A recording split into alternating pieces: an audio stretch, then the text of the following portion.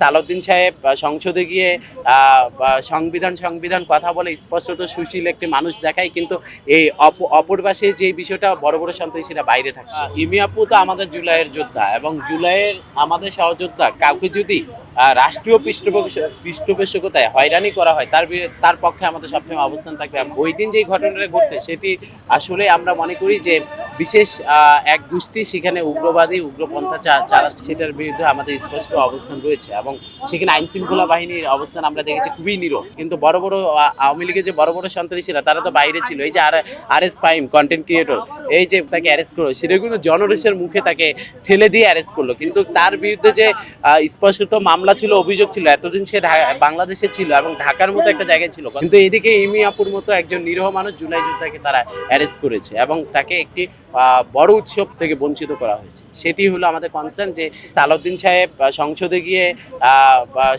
সংবিধান কথা বলে স্পষ্টত সুশীল একটি মানুষ দেখায়, কিন্তু এই অপর পাশে যে বিষয়টা বড় বড় সন্ত্রাসীরা বাইরে থাকছে সেই বিষয়ে তাদের কোনো কনসার্ন নেই। কনসার্ন হলো যে তারা এই যে নিরীহ মানুষদেরকে ভিন্নমতকে দমন করবে এবং ভিন্নমতকে দমন করে তারা জেলে নিয়ে যাবে, সেটির বিরুদ্ধে আমাদের স্পষ্টত অবস্থান থাকবে। এবং আমাদের এই কর্মসূচি আজকে লাগাতার কর্মসূচি আমাদের থাকবে, এবং যতদিন ইমি আপুর মুক্তি হবে না ততদিন আমরা এখানে অবস্থান করব।